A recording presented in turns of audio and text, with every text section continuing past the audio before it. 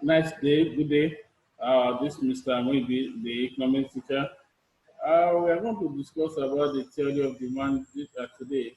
But before I proceed, I would like us to go to the previous lesson. In the previous lesson, we discussed about financial institutions, and this has to do with the financial has to do with a company that deals with financial and monetary transactions. These financial institutions accept deposits from the customer and deposit. They also allow loan, they grant loan to the prospective customers. So, so we discussed about that. We also discussed about the types of financial institutions where we have not banking and we have banking financial institutions. The non-banking financial institutions are this type of institution that do not accept deposits. They don't accept deposits. And the other name for it is a non-depository financial institutions. Then we also discuss about the banking financial institutions. These are financial institutions that accept deposits from the prospective customers. So, and another name for it is depository financial institutions. So we also discuss about bank. Bank is a place where we is a place where we keep our for safekeeping of money and other valuable documents. So we also discuss about types of banks. We have central bank. We discuss about the central bank, and this central bank they are for the monetary aspect of the country. So we also discuss about the commercial banks, whereby these are the financial institutions that accept deposits. They accept deposits from the customers. And we also talk about development bank, merchant bank, and mortgage bank. All this we are going to discuss then when you get to the SS2 class. So then we also discuss how the central bank control the activities of commercial banks, where we have open market operation. So these are for the buying and selling of securities. Then we have bank rates. The central bank will allow commercial banks to keep a certain percentage in case if the by the time the what is called difference in the economic system. So we also discuss about liquidity ratio. So we discuss about all this. So that is what I'm going to talk about the previous knowledge. So for this week, we want to look at demand. But before I give you the definition of demand, I would like to share this lesson objective with you. At the end of the lesson, the student should be able to explain the meaning of demand, explain the factors affecting demand, and students will be able to state the laws of demand. And lastly, students will be able to discuss the types of demand. So let us look at the definition of demand. Demand can be defined as the quantity of goods and services that consumers are willing.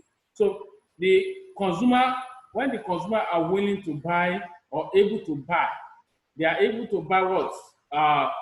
Goods and services. They are able to buy the commodity. They are able to buy the products. So the consumer are willing to buy goods. They want to buy these goods at a given price over a period of time. So it depends the price of that goods. So the consumer are willing to buy them, and they as well they are willing to buy at alternative prices over a given period of time. So this demand for the product, this demand will determine the profitability. So if in a place whereby the producer produces goods and the consumer, and then they have more consumer demanding for this particular good, I believe that the profitability, the profit of that organization will increase. So it will increase. The profit of the organization will increase. So that is for the demand, definition of demand. So there are some demand that are effective and some demand are not effective. So some people may be willing and able to buy a particular commodity, but they may not have the ability and willingness to pay that particular commodity. So if you are a consumer and you are willing to buy a particular commodity and you have the ability to pay or willingness to pay for that good, that is effective demand. Simply means effective demand has taken place. So you may be willing and able to buy a particular commodity without making a payment for that good. But if you make a payment for that good, that is effective demand. And this effective demand is also supported by money consideration. So they really consider money in the aspect of effective demand. So ability that you can be able to watch to pay for a particular commodity is effective demand. We also have ineffective demand. Ineffective demand is inability to pay for a particular commodity that consumer is willing to buy that good. So you may be willing to buy you may be willing and able to buy a particular commodity, but there will not be there will not be what? There will not be money consideration or this. So the consumer will not be able to may not be able to pay for that particular commodity. So if you are unable to pay for a particular commodity and you are willing to buy that goods, that is ineffective. Willing to pay, you are willing to buy, then you have money to pay for that particular, that is effective demand. But if you are not able, if you are unable to pay for that particular commodity, that is ineffective demand. You must know that demand has not taken place in that aspect because there's no money for you to pay for that particular good. So let us look at the types of demand. According to some textbooks, they have 4 types of demand, but I'm going to give my students 5 types of demand. The first one is joint demand. When we are talking about joint demand, this is when 2 or more goods are jointly wanted for the purposely to satisfy only one want. Yes. For and this joint demand is also known as complementary demand. How is it possible for 2 or more commodities to combine together to satisfy one want? It is possible. You know, when you have a car cannot move without petrol. So if you don't buy petrol inside the car, it cannot move. By the time you buy petrol inside the car, that is joint demand. So 2 or more commodities are jointly wanted for the purpose to satisfy only one want. So the purpose for satisfy only one is demand for for car and petrol. Then another example is bread and butter. So for a reasonable person that want to eat bread, some people can say I can eat bread alone without even taking water.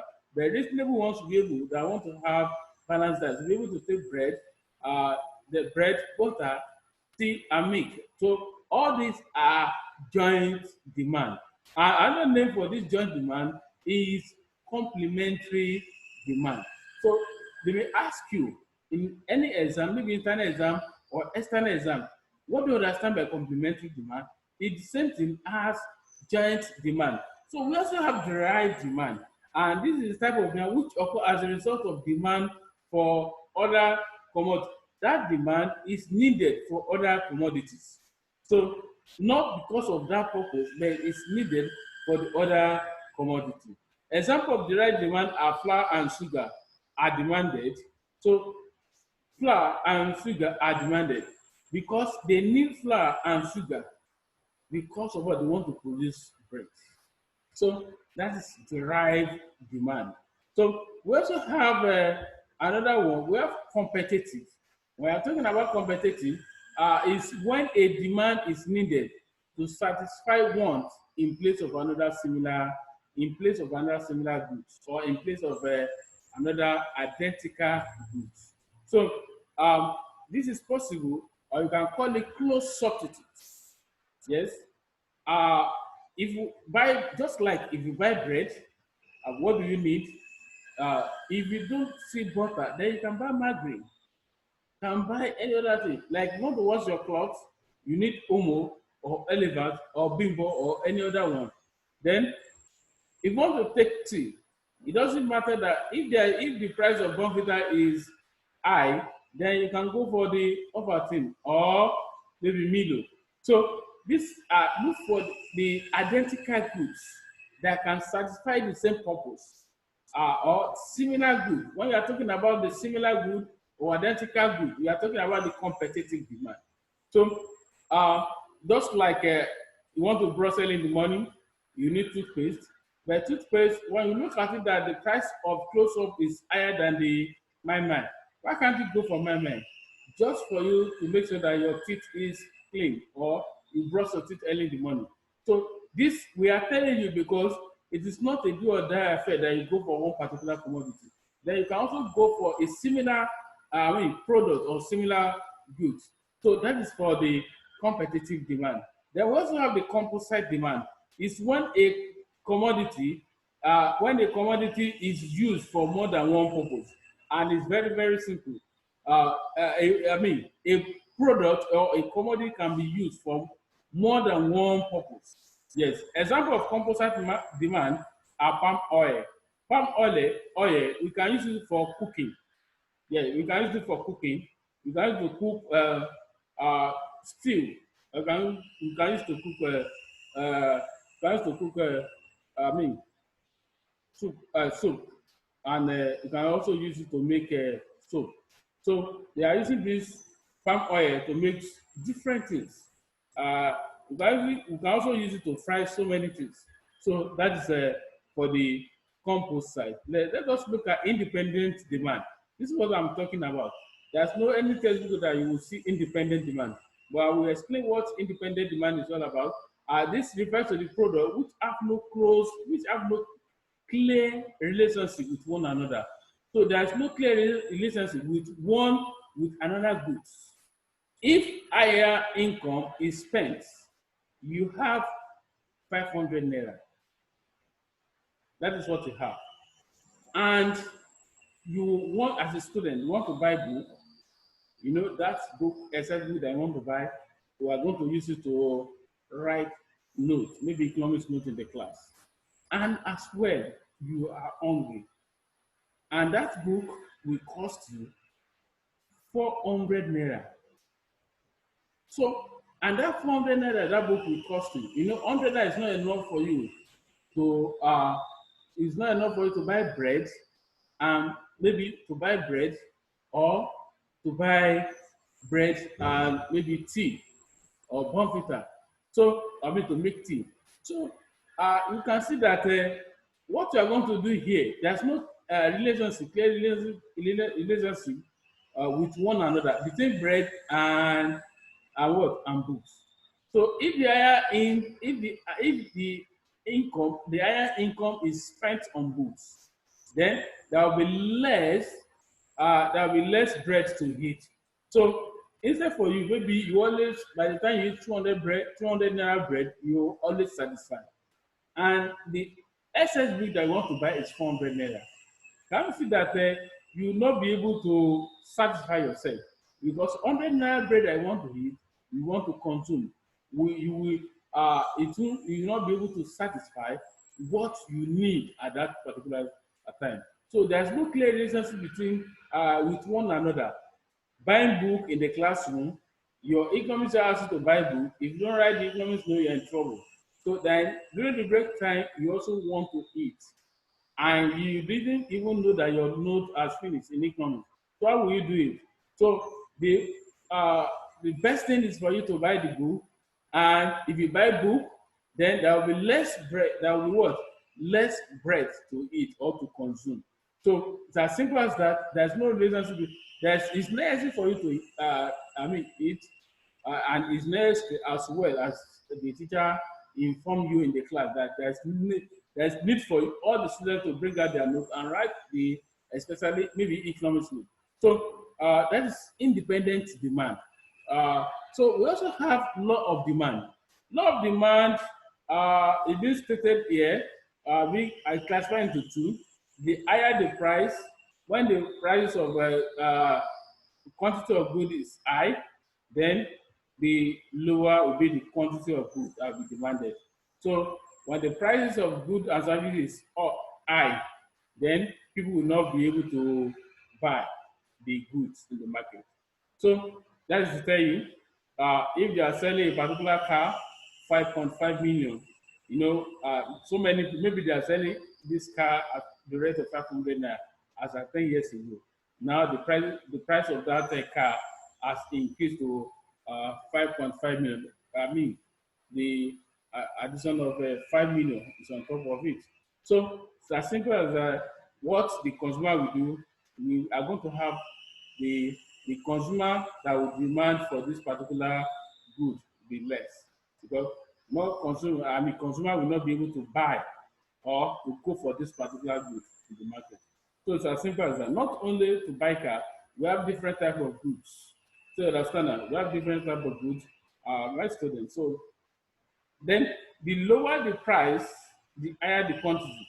So some people prefer that when the price of good is reduced or is low, that is when they will buy more of that particular good in the market. So that is law of demand. The higher the price, the lower the quantity of goods that will be demanded. The lower the price and the higher the quantity of goods that will be demanded. So that is let us look at the factors affecting demand. Yes, one of the factors that affect demand is price of the goods. The price of a commodity is a major determinant. So the price of the commodity will determine the demand. So the price, that is it. When the price of the commodity, it will determine how the market of that good will look like. The higher the price of any commodity and the lower the quantity that will be demanded and vice versa. So when the price of that of a particular commodity is high, consumer will not be able to buy more in the market. So, and when the price of the commodity is low, that is vice versa, then the consumer will like to buy more in the market. So, two that I'm having on my screen here is price of other commodity. This is applies to the commodity that have close substitute. Yes, that have close substitute. I made mention of toothpaste the other time. Yes, it's not necessary that you use it's not necessary that you use close up Pepsodent. So you can go for, when you see that the price of that close Pepsodent, if they say at 500 naira before, and it has now increased to 1,005, and you can buy my at the rate of 300 naira, it's better you go for the my. So that is what economists want to tell you. So the increase in any commodity it does not mean that you cannot buy a similar or identical or close substitute of that particular goods. So that is a price of other commodity. We are talking about the close substitute. Buy a commodity that will identical to that particular commodity. So that is let us look at income of the consumer. The income of the consumer will determine the quantity of good that the consumer will buy in the market. The higher the income of the consumer, then and the higher the quantity of good that will be demanded. Yes, that is it. I've said it. The higher the price, when your income is not possible for someone who is collecting 50,000 naira or is collecting let's say for instance collecting 20,000 naira. It's not possible for him to rent 3-bedroom flats or even 2-bedroom flats. It's not possible. It's better for him to go for the one that his or her money can be able to pay at the end of the month, just for a room. For him or her to stay there, because the salary cannot be able to afford. So the salary cannot be able to pay for that particular house rent. So it's as simple as that. So your income will determine the taste and the level of your quantity of good that you need. So that is for the income of the consumer. Then we also have the population. Yes, increase the population in an area will lead to high demand. So when we have what do I mean by population? Population is the total number of people living in a particular area. So the population of a particular people living in the particular area, the increase of population in the particular area will lead to high demand for commodities. So simply that when we have our population in the in a particular area, then the demand for it, more consumer will demand for that commodity because of the overpopulation. Yes, because of the overpopulation.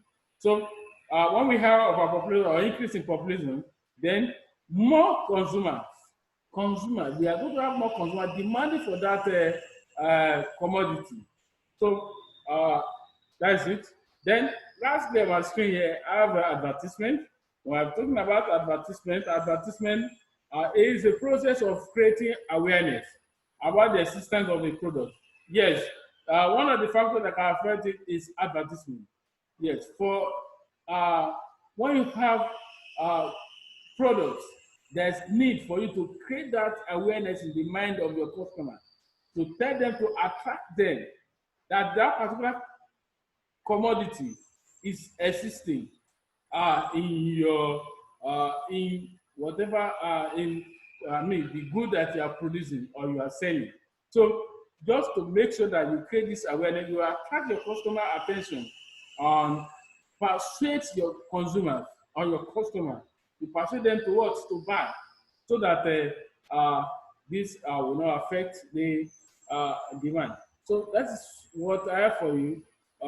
Next class, we'll be looking at a supply. That is demand. Demand we are talking about is uh, to tell you that the demand is quantity of goods and services that a consumer, that consumers are willing and able to buy in a particular, I mean, at a given period of price, of at an alternative price of a given period of time. So that is demand. So my student, this is what I have for you today on our week 5 lesson. Then for our week 6, we'll be looking at supply. That's our next topic. So please get ready for this topic. So that is what I have for you. Please keep yourself safe from this disease. God will save and be with each and every one of us. So bye for now.